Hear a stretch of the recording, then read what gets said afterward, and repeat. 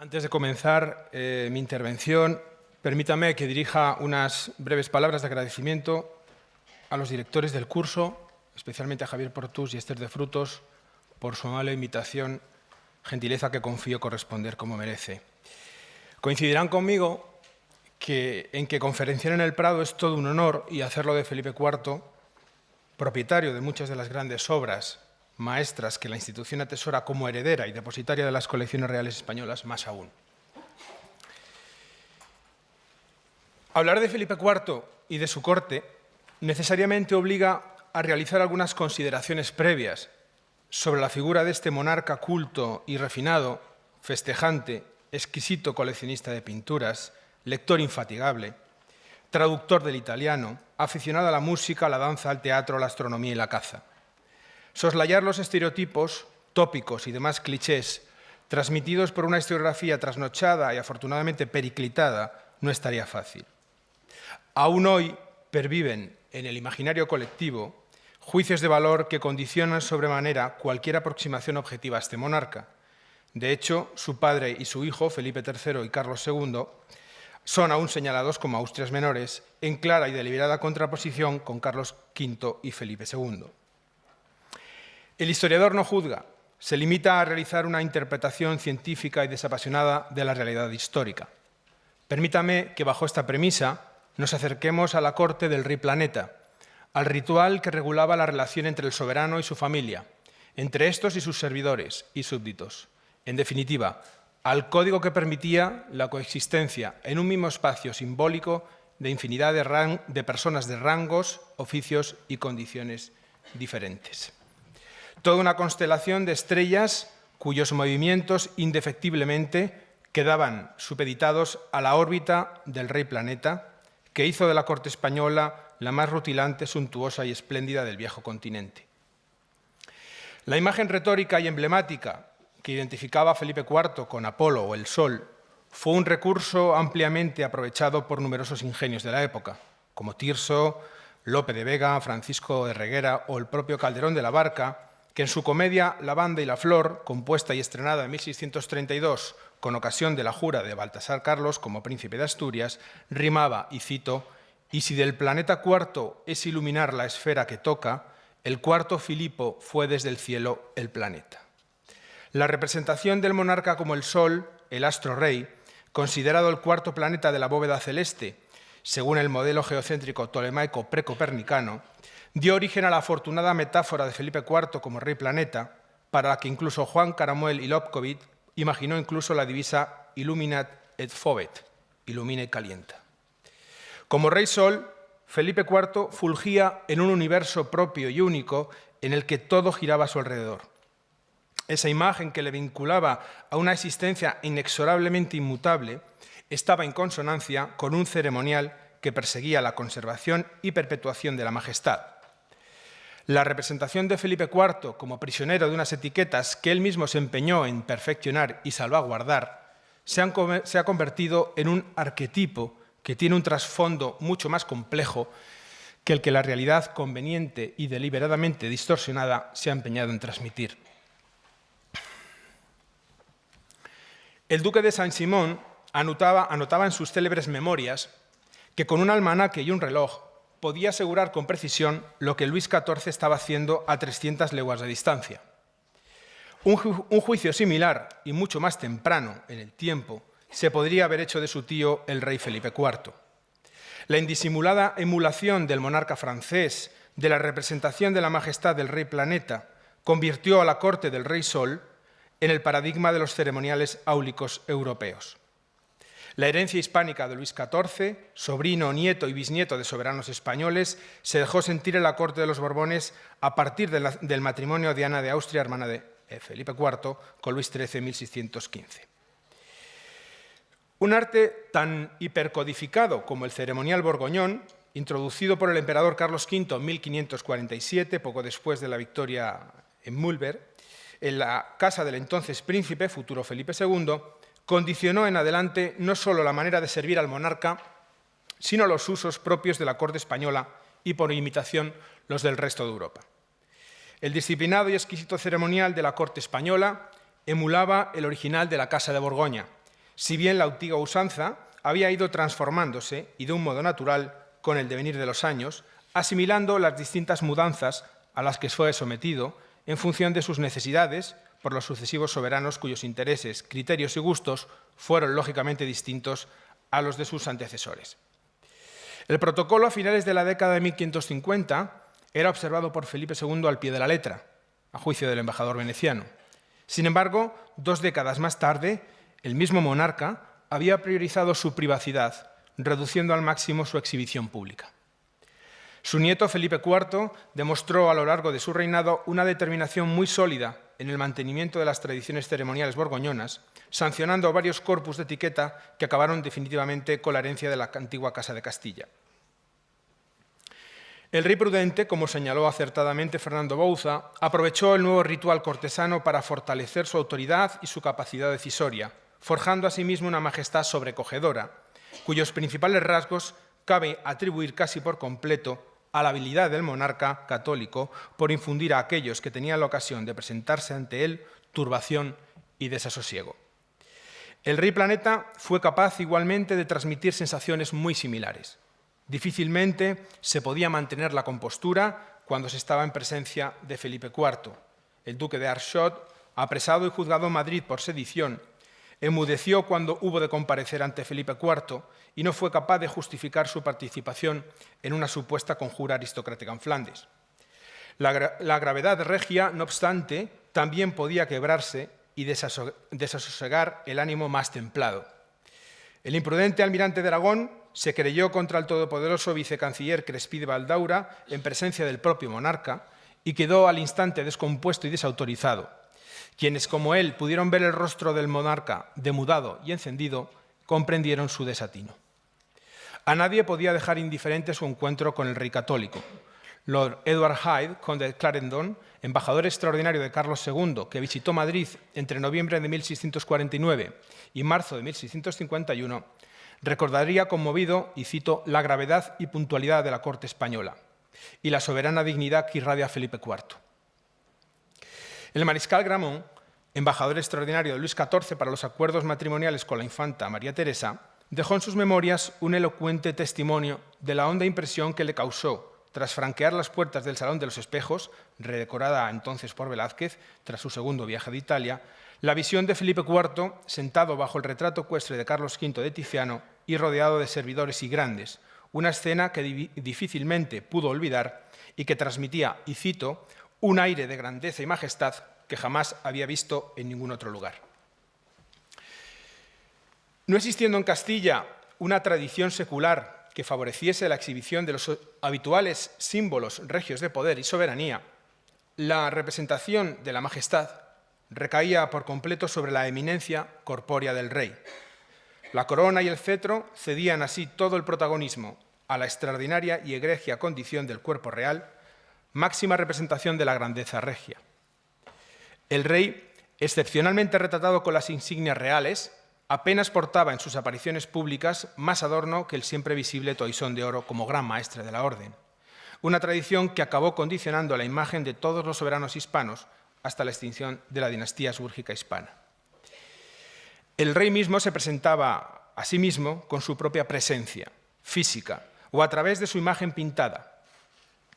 Recuérdese la exhibición del retrato que Velázquez le hizo en Fraga, vestido de rojo y plata con bengala de general, y que fue exhibido al público en la madrileña iglesia de San Martín bajo un dosel bordado de oro.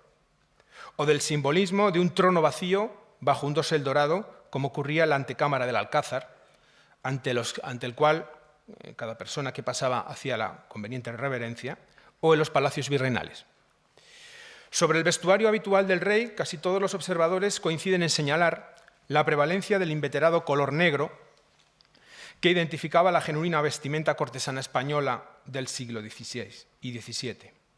Aunque también usase ricas prendas, más coloridas y vistosas, la imagen que mejor retrata al monarca durante sus audiencias públicas era la que casi siempre había mostrado, por otro lado, su emulado abuelo Felipe II, con ropa negra, cubierto o descubierta la cabeza y con un sencillo toisón de oro, sentado o de pie, excepcionalmente si el rey concedía a la personalidad recibida tan alto honor, arrimado a un bufete forrado por un tapete de terciopelo o tafetán.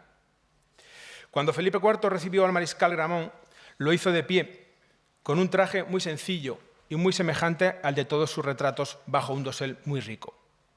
Similar a postura apreciaron los delegados holandeses recibidos por Felipe IV en el Alcázar el 17 de diciembre de 1660.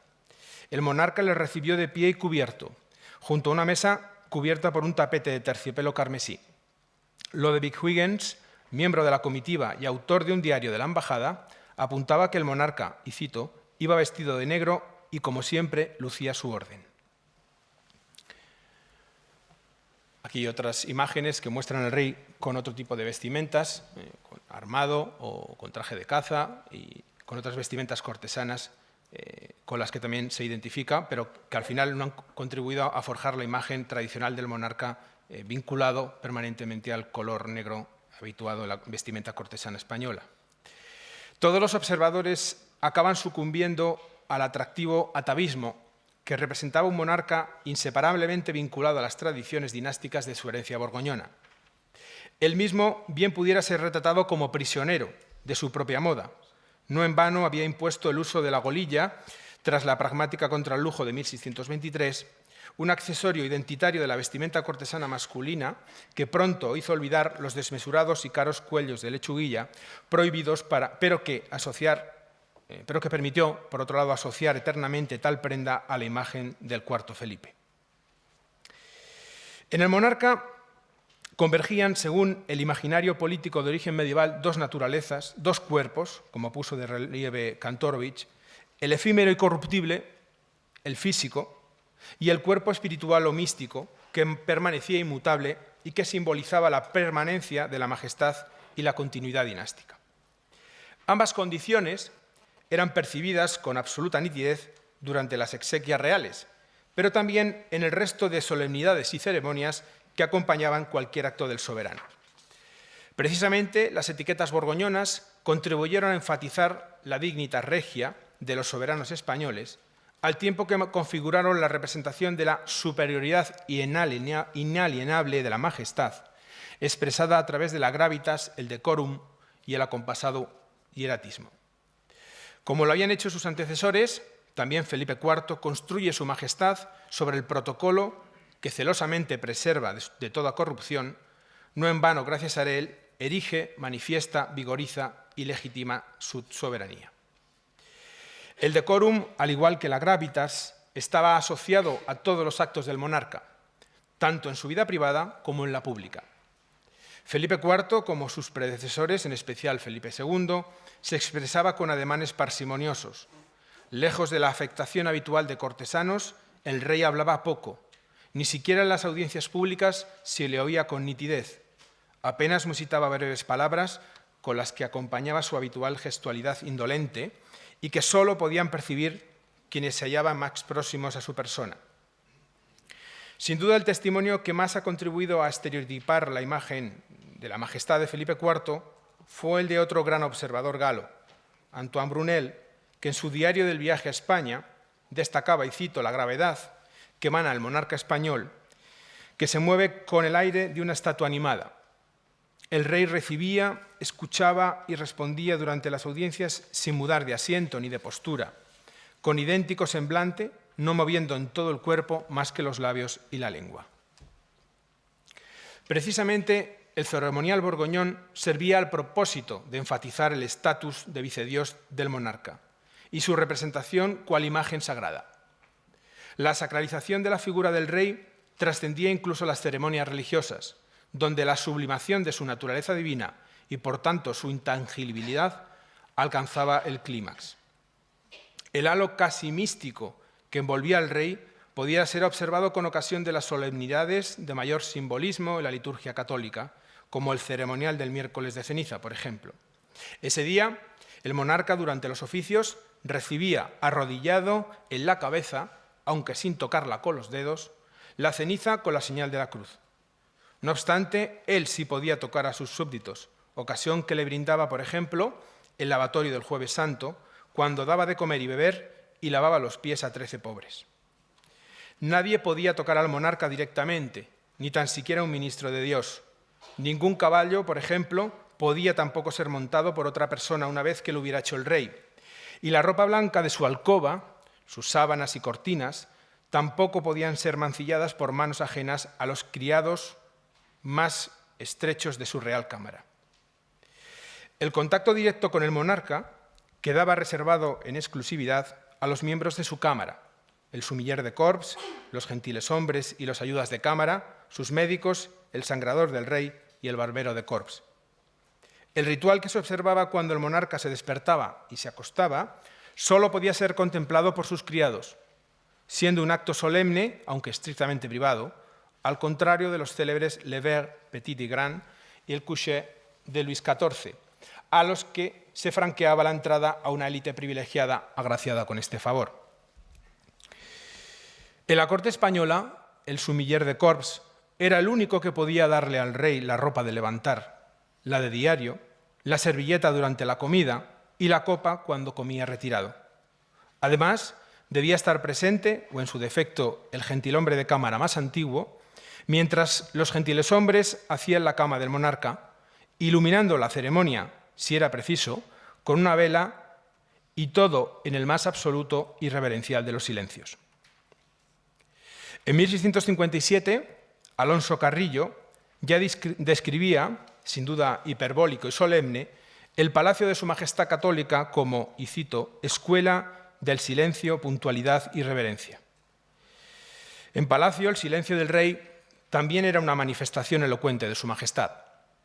Durante su servicio, los criados del monarca, fuera cual fuera su rango y calidad, actuaban observando en todo momento, y a riesgo de ser desautorizados, las normas que imponía el ritual borgoñón respecto del respeto y el decoro. Vestir y desnudar al rey, asearle, armarle o calzarle las espuelas, asistirle durante las comidas y las cenas, se hacía siempre en silencio.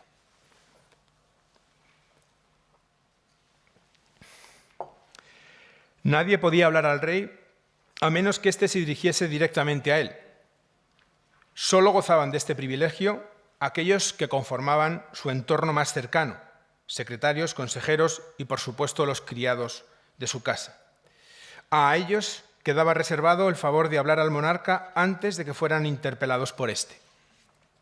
Salvo en el caso de los grandes de España, tampoco nadie podía permanecer descubierto en presencia del rey ni con los guantes enfundados. Cada acto realizado en presencia del monarca venía precedido y sucedido de las correspondientes reverencias. Incluso cuando no está presente, quien pasa frente al sitial que preside la antecámara, donde se conceden algunas audiencias, se detiene brevemente para inclinar la cabeza como si del Santísimo se tratase. Durante las comidas, únicamente el repiqueteo de la vara de ébano del ujier de sala, al golpear repetidamente sobre el suelo para anunciar el servicio de la vianda del rey, quiebra el silencio reverencial que envuelve uno de los rituales más solemnes de la vida diaria del soberano. Ni siquiera el trasiego constante y ordenado de criados distrae al regio y único comensal de los platos que le descubre el trinchante para escoger los de su gusto. Con leves inclinaciones de cabeza y gestos casi imperceptibles, el rey melifluo expresa sus deseos y señala el momento de servir la segunda vianda y los postres y confites con los que concluye su almuerzo. Sacia su sed bebiendo de la copa que el copero, escoltado por los maceros y el ujier de sala, le tiende rodilla en tierra sobre una bandeja de plata y cuyo contenido, como ha ocurrido en el caso de la comida, ha sido previamente probado en las preceptivas salvas por el médico de cámara y él mismo. Atento al real sorbo, el panetier, en similar postura, aguarda hasta que acerca al rey la servilleta con la que seca suavemente sus labios. Cuando el monarca acaba, el trinchante cepilla su ropa con una servilleta para desprender las migas de su ropa y acto seguido besa su mano. Pese a que este ritual se repetía incesantemente y sin mayor mudanza que la que obligaba al relevo de oficiales por semanas, lo habitual era que cuando el monarca comía retirado, las más de las veces, el servicio se simplificase a una veintena de criados, bajo la supervisión del mayordomo de semana. Las cenas, salvo excepciones, tenían lugar a las 9 de la noche. Acto seguido, el monarca se retiraba a dormir, precedido de su mayordomo mayor semanero. La comida del rey, una de las ceremonias de mayor carácter simbólico, había sido sometida a distintas mudanzas.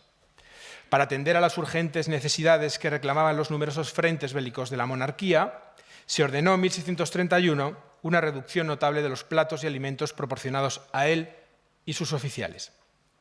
El propio monarca dio ejemplo saboreando solo el contenido de 10 platos en las comidas y 8 en las cenas, en los que abundaría el capón cocido, el manjar blanco y el jigote. La vianda de la mesa del rey era negocio del cocinero mayor, durante mucho tiempo el célebre Francisco Martínez Montiño. Cada mañana el esculler de cocina o vedor de las viandas comunicaba al mayordomo semanero en qué iba a consistir la comida de su majestad y cuál era su aderezo. Antes de proceder a servir los platos de la mesa del rey, el mayordomo, tras ser informado por los oficiales de cocina, comunicaba al monarca cuáles eran para contar con su aprobación. Había días de carne, los más, y de pescado, los menos. Bajo las órdenes del cocinero mayor, servía una legión de oficiales entre los que destacaba el pastelero con todos sus asistentes, salsier, aguador, potagier, busier, ayudas y mozos de cocina, sotamozos, galopines, porteros, etc. No existiendo un espacio específico en el alcázar dedicado a comedor, la mesa del rey se instalaba y se desmontaba a diario para las comidas y las cenas.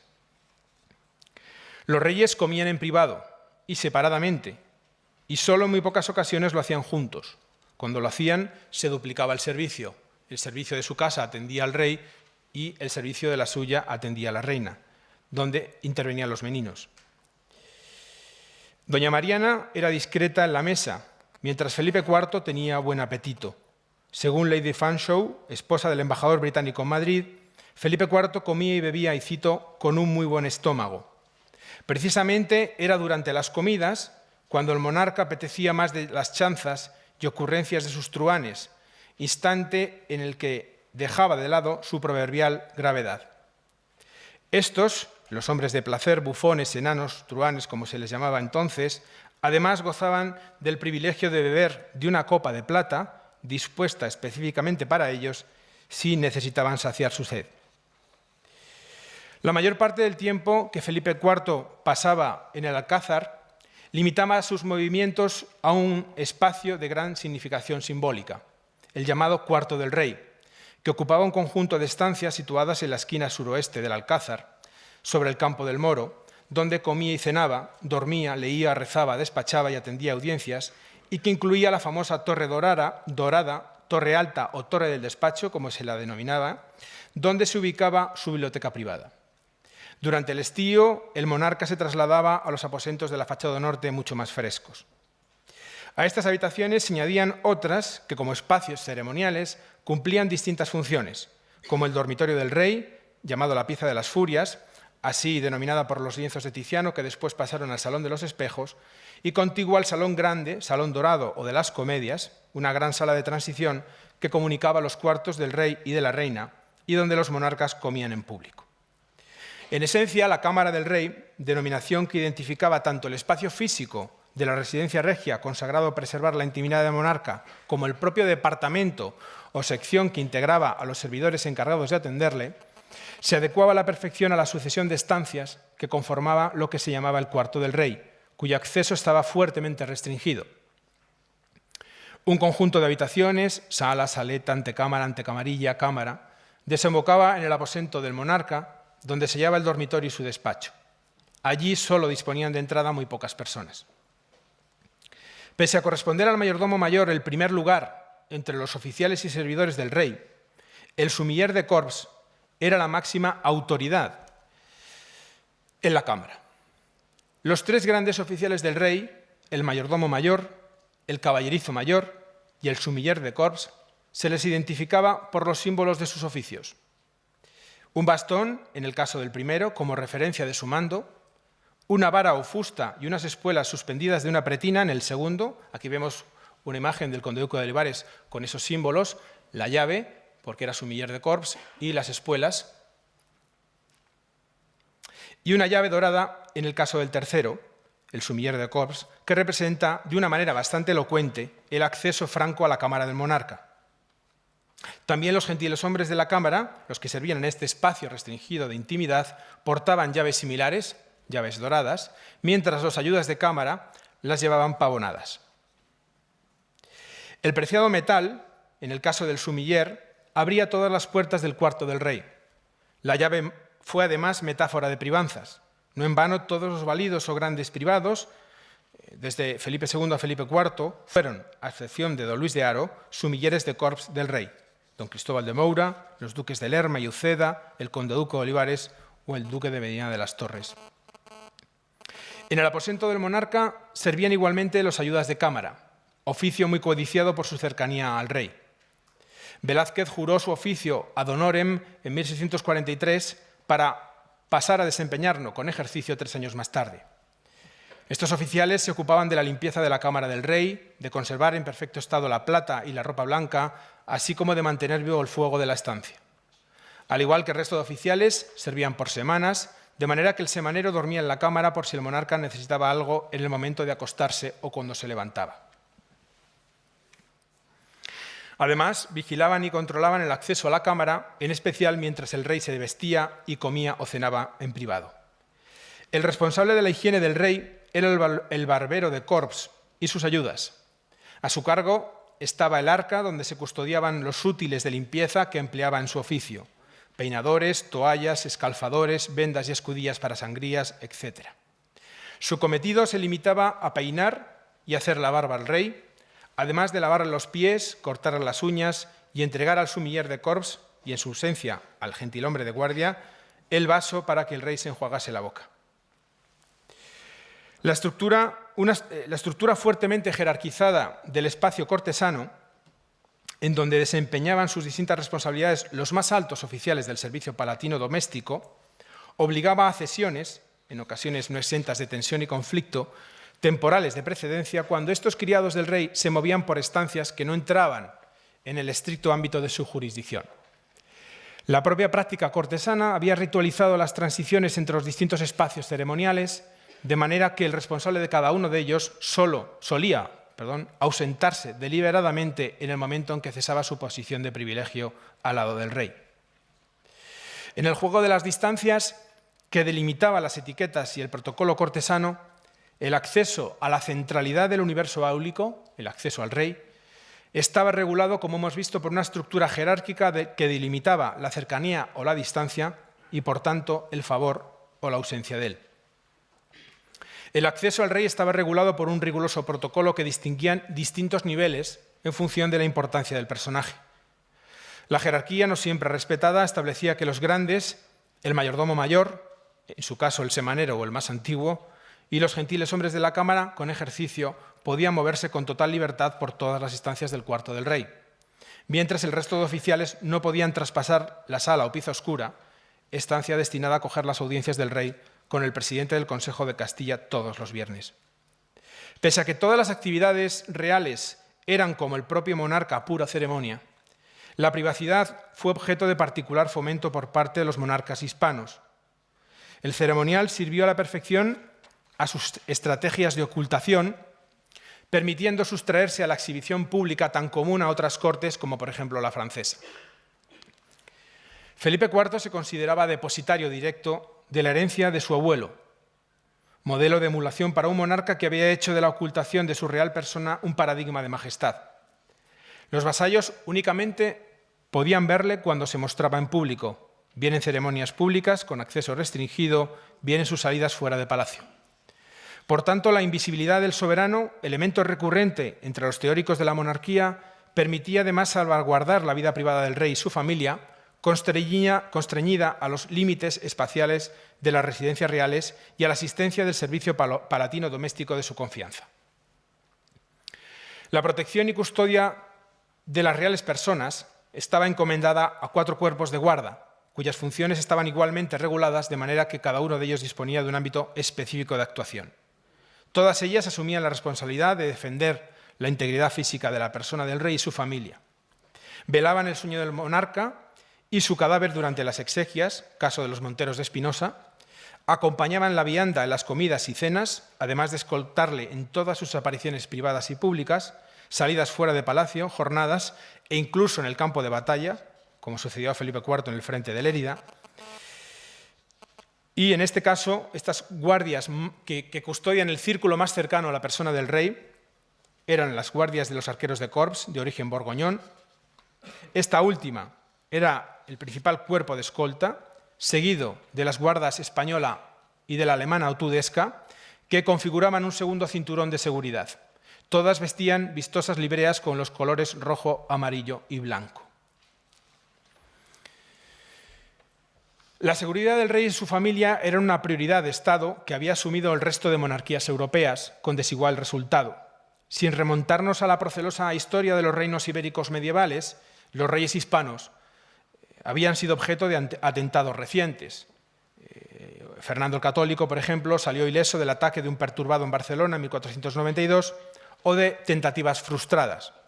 Felipe II, según Geoffrey Parker, a la muerte en 7 ocasiones y solo reforzó notablemente su escolta con ocasión del asesinato de Enrique III de Francia en 1589.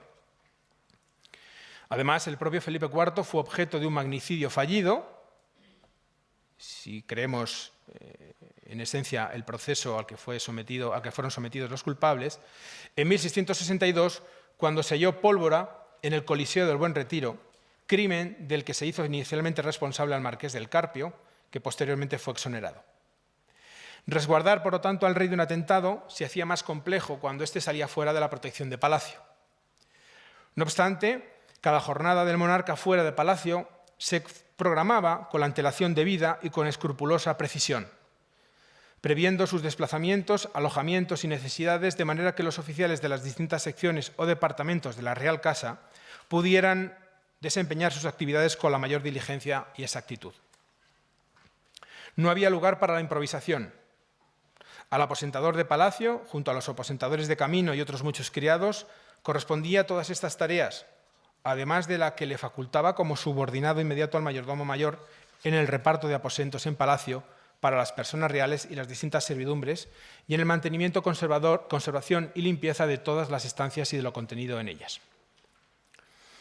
Era un oficio, el de aposentador de palacio, muy disputado y que otorgaba a su poseedor acceso directo al monarca, a quien asistía en el cuarto real con capa, aunque descubierto y desarmado. Intervenía en distintas ceremonias como la comida del rey, colocando la silla del monarca sobre la tarima y bajo el dosel, donde iba a comer, y levantando la tabla cuando comía en público. Custodiaba además las llaves de la cámara del rey y disponía de una llave doble que abría todas las puertas de palacio. Velázquez, siendo ayuda de cámara, accedió al oficio de aposentador de palacio en 1652. Las jornadas de Felipe IV alrededor de la corte, y que invariablemente se repetían con una cadencia casi idéntica año tras año, reflejan la pervivencia de costumbres que se remontaban al reinado de su abuelo. Sin embargo, aquella aparente rutina había sido sometida a cambios sustanciales, lo que refleja que a pesar de la vigencia de modelos anteriores, estos habían evolucionado notablemente como consecuencia de distintos condicionantes. Además, a partir de la década de 1630, el rey incorporó a la red de reales sitios existente el del Buen Retiro, que pese a estar en la corte le permitía establecer, siempre que fuera menester, cierta distancia de las obligaciones de Estado que atendían el Alcázar. El hecho de que la reina Mariana de Austria sintiera una especial predilección por la segunda residencia madrileña incrementó el tiempo de estancia de la real familia en este sitio a lo largo de la década de 1650. En este caso, varias semanas en primavera y otoño. Si Felipe III había consolidado el esquema de jornadas estacionales iniciado por su padre, Felipe IV continuó esa tradición, aunque introduciendo cambios. Madrid siguió siendo el lugar donde más tiempo residía el monarca, considerando que las distintas solemnidades y ceremonias hacían obligada su presencia en el Alcázar. Entre finales del verano y comienzos del otoño, esencialmente el mes de octubre, el rey se trasladaba al Escorial y al bosque de Balsaín. El Pardo recibía al monarca cuando se extinguía el mes de noviembre, lugar al que regresaba en enero para gastarlo entero allí. Aranjuez quedaba reservado para una estancia de algo más de un mes durante la primavera. Al Real Sitio arancetano acudía el segundo día de Pascua, con sumo gusto, como él mismo reconocía a la condesa de Paredes. Yo, placiendo a nuestro Señor, iré mañana a Aranjuez a divertirme unos días y gozar en aquel sitio del buen tiempo que hace. Allí, lógicamente, se reducía el despacho y las visitas protocolarias o de pretendientes no eran bien recibidas. Siguiendo en esto similares costumbres a las observadas con sus jornadas, Felipe IV atendía igualmente con exquisita escrupulosidad todas las obligaciones del calendario litúrgico. No excusaba nunca sus salidas a la Real Capilla del Alcázar todas las mañanas de los sábados, espacio sagrado de marcado carácter simbólico en donde el rey asistía y participaba de las distintas solemnidades en ella celebradas y en donde escuchaba los sermones de sus predicadores. Igualmente, realizaba las oportunas visitas a los templos y conventos de la villa para cumplir así distintas devociones y festividades.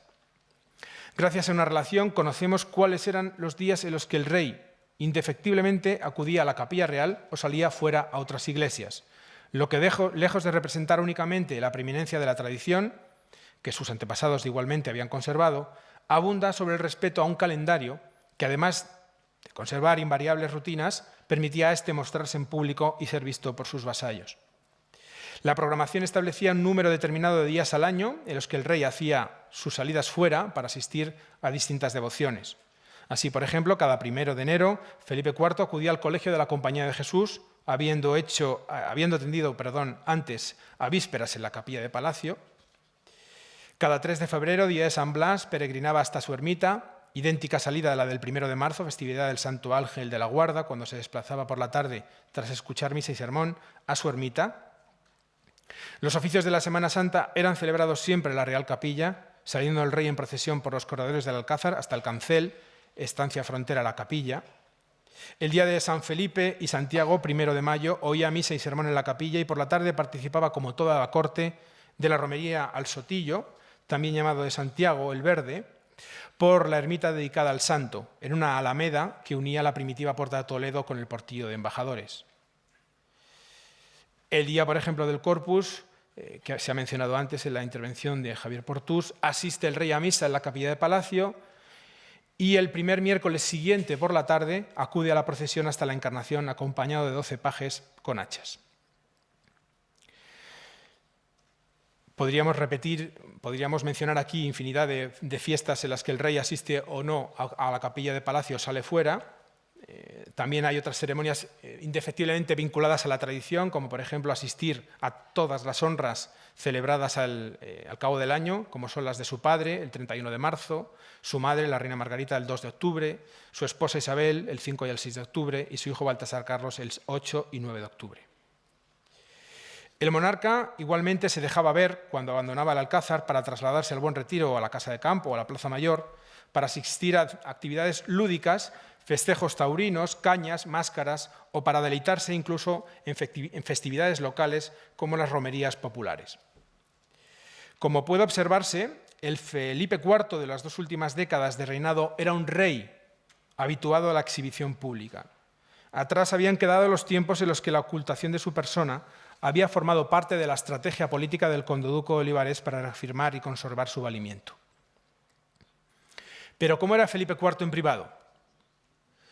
¿Cuál era su relación con su familia? El soberano nunca logró sobreponerse del todo de las numerosas pérdidas familiares, a las que consideraba un castigo por sus numerosos pecados y faltas. Había sobrevivido a su primera esposa, a 3 de sus hermanos y a 9 hijos habidos de sus 2 matrimonios. En vísperas de la paz de los Pirineos, el rey contaba con una frágil, pero razonablemente bien nutrida descendencia legítima.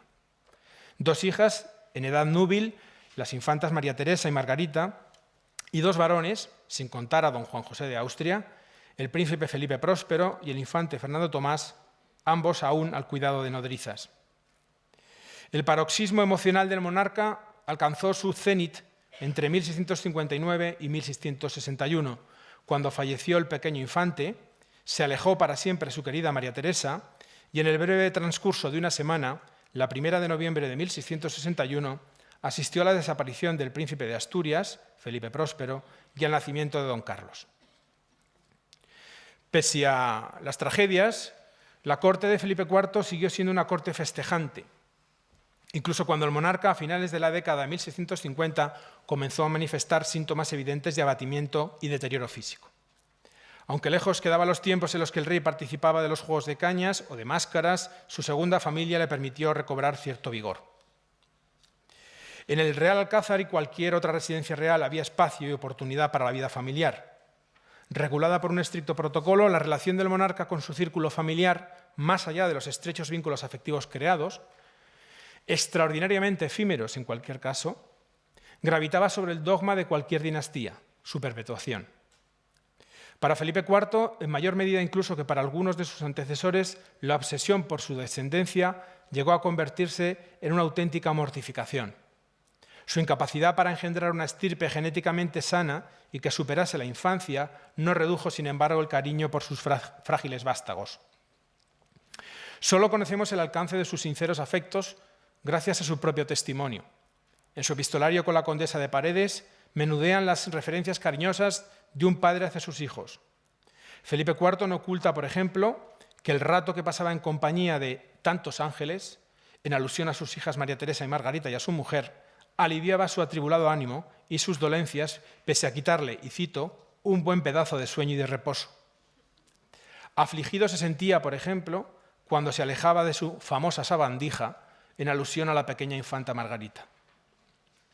Pese a no ser un anciano, cuando contrajo su segundo matrimonio con la reina Mariana contaba con 44 años de edad, una de las preocupaciones del monarca era cumplir años, obsesión recurrente que se percibe en su correspondencia con la condesa de Paredes. Quizá le afligiese el recuerdo de su padre, fallecido inesperadamente casi a la misma edad, ante la ausencia de descendencia masculina en su caso. A los 48 años de edad, Felipe IV reconocía a la condesa de Paredes no ser tan joven como os pintan. Aunque envejecer no había menguado un ápice su concupiscencia, reconocida por él mismo como una de las causas de las calamidades padecidas por la monarquía y sus vasallos.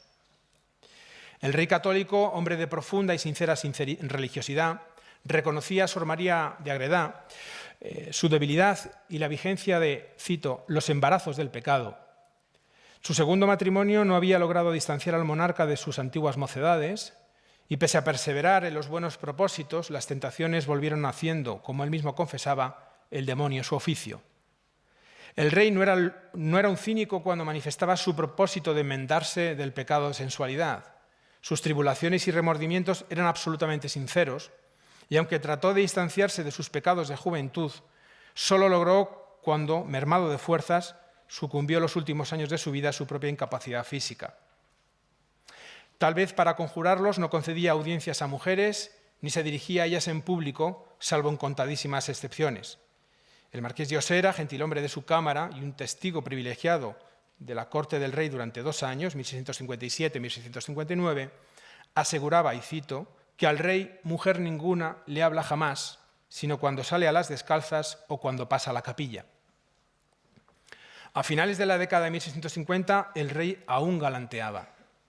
El embajador Veneto Quirini, por ejemplo, se hacía eco en uno de sus despachos a la Serenísima, fechado en 1656, de los rumores que hablaban del postrero devaneo del monarca con una dama reputada. Se rumoreaba que era nada menos que la hermana del duque de Alburquerque, casada con el duque de Veragua. Un año más tarde, el propio Osera refiere que no hacía mucho doña Francisca de Mascareñas, dama de la reina, había sido atención del rey. Tales pecados de senectud, llevados más o menos con discreción, no alejaron al rey, sin embargo, de su vida familiar.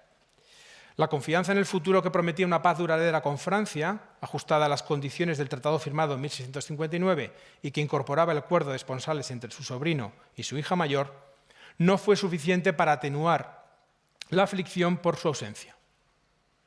Él mismo aventuraba en la primavera de ese año que la entrega de mi hija me ha de costar gran dolor. La ceremonia de entregas fue un sufrimiento para Felipe IV, como él mismo refiere en una de sus cartas a Sor María de Ágreda. Una vez cumplido, y cito, el plazo de entregarles a mi hija, el rey hizo lo imposible por no descomponer su abatido ánimo cuando tuvo lugar la despedida. Confiesa que no se reconoció en él la ternura que otros exhibían sin contención, refrenando su intensa pena, y cito, en lo interior, con harto padecimiento y ofreciendo a Dios el sacrificio de tal prenda en aras de la paz. Aquella pérdida solo pudo aminorarla su deseo de regresar para, y cito, volver a gozar de las prendas que dejé en Madrid. Dio igualmente por bien empleadas las descomodidades del camino por el gusto de ver a su hermana, la reina Ana de Francia, a la que halló muy buena y harto entera después de casi 45 años de separación.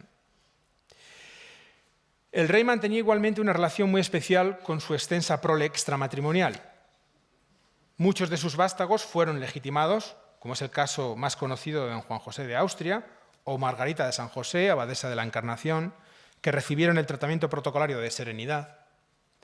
Otros, por ejemplo, como Alonso Enrique de Guzmán, escogieron entrar en religión, ingresó a la Orden de Santo Domingo, con el nombre de Alonso de Santo Tomás, y rechazaron el ofrecimiento paterno. De entre todos ellos, únicamente don Juan José, que aparece en el lado derecho de la pantalla, gozó de un estatus digno de la real familia, una vez fue legitimado por su padre en 1642, y aunque su relación con el rey era muy estrecha, nunca vivió en palacio y sus visitas quedaron siempre sujetas a una estricta y limitada agenda. De hecho, Felipe IV le excluyó de su testamento, no reconociéndole ser depositario de ningún derecho a la corona. Los reyes y sus hijos, o parientes directos, en el caso de don Juan José de Austria, mantenían servicios domésticos propios, separados y diferenciados. Las distintas casas gozaban de estructuras muy similares, más complejas y nutridas en el caso del monarca, que en ocasiones compartía servidores, como ocurría con los infantes cuando alcanzaban mayoría de edad, distintas, por ejemplo, a las de la reina, que acogía a sus hijos cuando eran menores de edad, hasta que alcanzaban la mayoría. La casa de la reina era mucho más reducida que la del rey. A lo largo de la década de 1650, la infanta Margarita Teresa, el príncipe Felipe Próspero y el infante Fernando Tomás fueron servidos por la casa de doña Mariana. La infanta mayor, María Teresa, disponía de casa propia, tuvo camarera propia, la condesa de Medellín hasta su muerte en 1653 y la condesa de Priego desde 1660.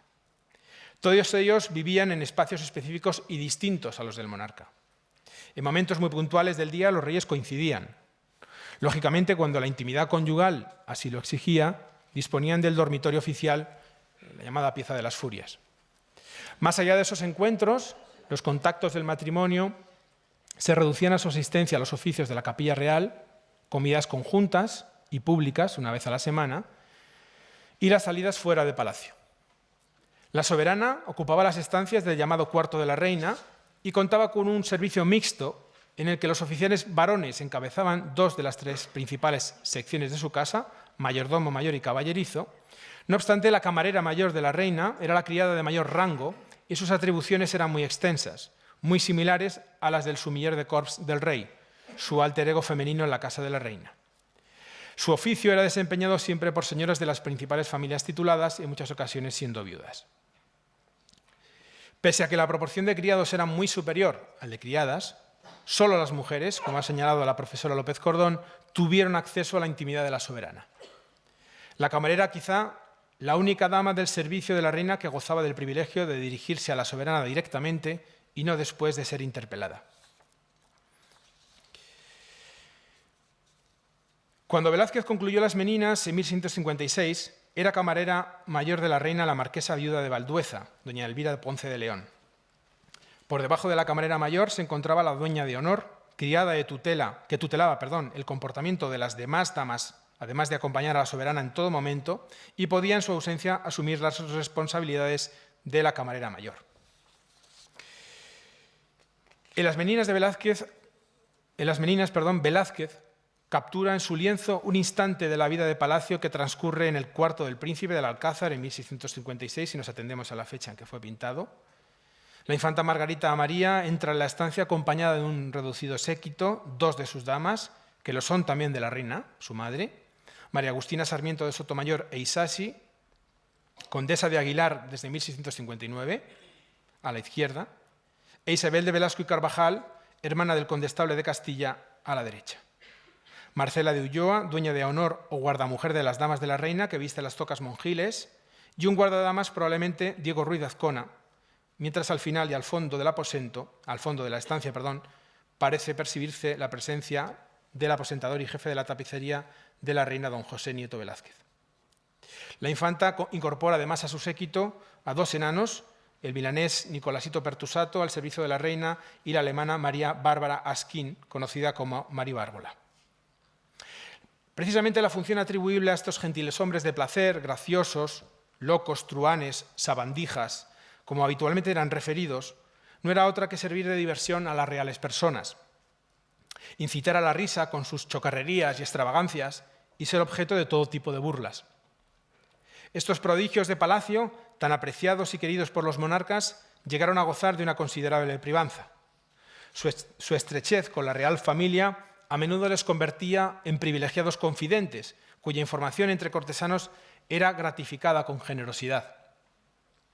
Felipe IV privilegiaba en su trato a dos de sus truanes y ayudas de cámara, de los que desgraciadamente no disponemos de imagen, Manuelillo de Gante y Manuel Gómez, únicos capaces de descomponer el rígido rostro del rey y arrancarle carcajadas. El rey también compartía con el resto de su familia la afición por el teatro, siendo además inspirador, lector, actor y acaso efímero escritor. Asistía y participaba con regularidad de las fiestas y celebraciones de corte que tenían lugar en palacio o fuera de él, en especial las comedias representadas en el Salón Dorado del Alcázar o las del Coliseo del Buen Retiro, que gozaban de justa fama por las grandes escenografías y tramoyas, o acudiendo de incógnito a los corrales del Príncipe y de la Cruz, donde disponía de aposentos privados. El rey presidía las representaciones en el Salón de las Comedias del Alcázar, sentado en una silla, mientras a su izquierda se acomodaban la reina y los infantes sobre almohadones. Las damas de palacio se posaban sobre alfombras y el personal masculino, mayordomos, gentileshombres, ayudas de cámara, consejeros, secretarios, caballeros de hábito, etc., tomaban asiento en bancos, disponiéndose según el protocolo a ambos lados de la estancia. Hacía tiempo que el rey, en otro tiempo consumado bailarín, había abandonado su afición de juventud por la danza, uno de los ejercicios imprescindibles en la formación caballeresca. El baile de corte no solo servía de entretenimiento lúdico, sino que además tenía un valor añadido en la cultura del cuerpo, al favorecer la contención armoniosa de sus movimientos y ralentizar y suavizar la gestualidad. Al igual que el canto servía para modular la voz, la danza contribuía a refinar ademanes.